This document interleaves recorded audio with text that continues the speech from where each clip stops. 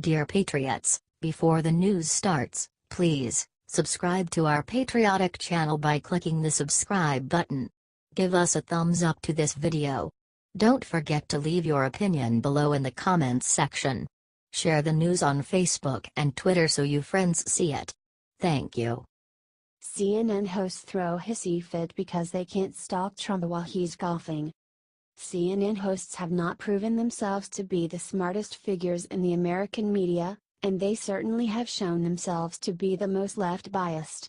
Recently, however, they have demonstrated just how desperate they have become for a story about Republican President Donald Trump. The president is currently on a Christmas holiday break in Florida, and he wanted to unwind by playing a round of golf, which he is certainly entitled to do. However, CNN decided to stalk him by placing cameras near the golf course, even though Trump relaxing is far from a newsworthy story. Thankfully, the president's team outwitted CNN by placing a van in the line of sight between CNN's camera and Trump to afford him some privacy and block them from filming him. CNN hosts Brianna Keilar and Don Lemon could not handle this lack of total and complete access to the president. Sniffed Lemon to Dan Merica, "So Dan, you're in West Palm Beach, you're traveling with the president, understand he played another round of golf today. CNN got video of the president playing golf for the last few days. But I understand something different happened today. What was it?" Merica replied, as though it was some sort of tragedy or scandal, "Today, a big white box truck parked in front trying to obscure our shot of President Trump golfing. Now it may seem trivial, but it is important to give video as the president does these things on a daily basis. And goes to something that is larger, the president and the White House have tried to obscure the fact that President Trump golfs on a regular basis. Do you think CNN is pathetic for stalking Trump like this?"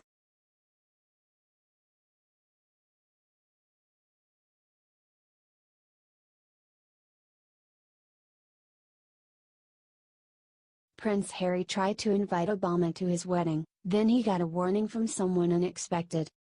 Britain's Prince Harry decided to marry an American actress from Los Angeles named Meghan Markle, and then thought that the perfect two people to invite to their upcoming wedding in England would be former President Barack Obama and former First Lady Michelle Obama. Barack Obama seemed keen on the idea of attending the wedding. He tweeted at Harry following news of the engagement, "Michelle and I are delighted to congratulate Prince Harry and Meghan Markle on their engagement. We wish you a lifetime of joy and happiness together." Unfortunately, it does not look like the prince will get his royal wish. A great deal of it has to do with the fact that Obama has been busy pretending that he is still the head of state in America by traveling around the globe and meeting with other world leaders informally on behalf of the American people. Britain's Prime Minister Theresa May is savvy enough to understand what a bad move it would be to have America's ex-president attend a British royal's wedding instead of America's actual sitting president Donald Trump. This is particularly true after London's Mayor Sadiq Khan told Trump he is not welcome there. Stated one British government official, "Harry has made it clear he wants the Obamas at the wedding, so it's causing a lot of nervousness. Trump could react very badly if the Obamas get to a royal wedding before he has had a chance to meet the Queen." According to reports, Prime Minister May is going to personally act to squash the Obamas' plan to come to the wedding. Are you glad Barack and Michelle are getting disinvited to Prince Harry's wedding?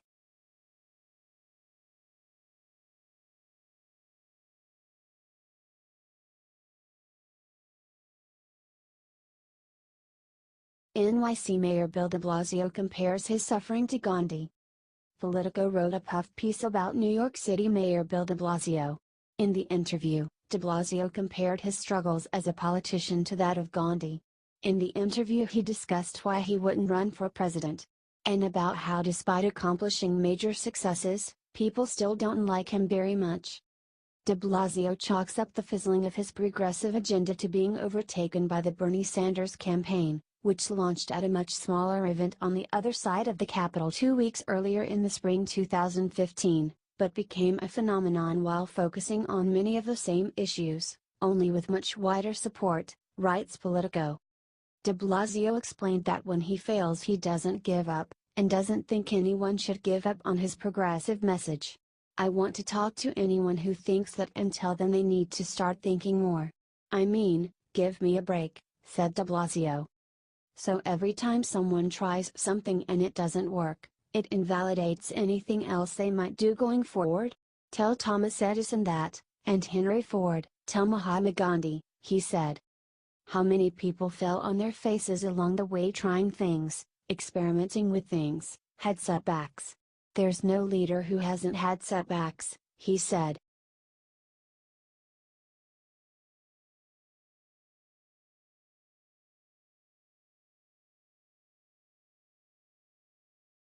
New York Times praises peaceful Muslim group known as Army of Darkness. The New York Times wrote a disturbingly friendly puff piece about the Muslim terrorist at Gandhi, who attempted and failed to blow up the New York's Port Authority bus terminal subway station. The piece is called "A Mysterious Act of Mercy by the Subway Bombing Suspect." Dhaka, Bangladesh. Before Gandhi returned home to New York from his native Bangladesh, and tried to blow himself up with a pipe bomb in a crowded Manhattan subway station, he had one last thing to do: an all-night bus ride by himself to help Rohingya refugees. After visiting relatives here in the capital city, Dhaka, he traveled across the country, slept in a mosque and under a tree, and passed out a few $100s of medicine in the crowded refugee camps, they write. But then they write something more disturbing. As a boy, Mr. Allah and his mother made the rounds in Hazaribagh, knocking on doors and asking neighbors to go with them to the mosque to pray. They were members of Tabligh Jamaat, a peaceful Muslim outreach group, they write. Describing Tabligh Jamaat as a peaceful Muslim outreach group is downright offensive. They have been tied to a significant number of terrorist attacks. They're called the Army of Darkness outside of the United States because of their stealthy abilities. They're also able, like water, to take the shape of any group they come into contact with. They're pro-jihad. They're encouraging brethren to go back to the way of Prophet Muhammad. They're essentially accepted by virtually every branch of Islam all over the world. Especially Sunni, writes Rahim Qasim in his book No-Go Zones.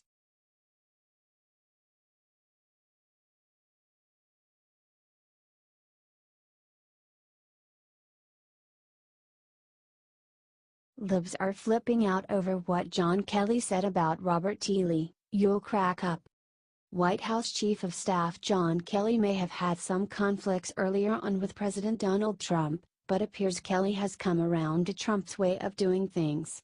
In a recent interview on Fox News show The Ingram Angle, Kelly spoke candidly and made comments that enraged liberals. Host Laura Ingraham asked Kelly about the removal on Confederate statues and John responded, "Well, history's history. There are certain things in history that were good, and other things that were not so good. I think we make a mistake as a society, and certainly as individuals, when we take what is accepted as right and wrong, and go back 100, 200, 300 years or more and say, what Christopher Columbus did was wrong." He went on, "I would tell you that Robert T. Lee was an honorable man. He was a man that gave up his country to fight for his state, which 150 years ago was more important than country." Kelly added, "It was always loyalty to state first back in those days. Now it's different today. But the lack of inability to compromise led to the Civil War, and men and women of good faith on both sides made their stand where their conscience had them make their stand." Unsurprisingly, John's common sense and honesty did not go over well with liberals, who liked their history revisionist. Wrote an angry Chelsea Clinton on Twitter in response, "General Kelly, there is no compromise regarding slavery. Ever. And, the Constitution's original 3/5 compromise was an abomination." Wrote another liberal named Walter Schaub, "It appears John Kelly is going as a racist for Halloween. I suspect he's also going as one for Wednesday, Thursday, Friday, Saturday." Tweeted left-wing Omar Vaid, "We call for the resignation of John Kelly. We won't tolerate the defense of slave owners. Do you think Kelly should continue speaking the truth and ignore closed-minded liberals?"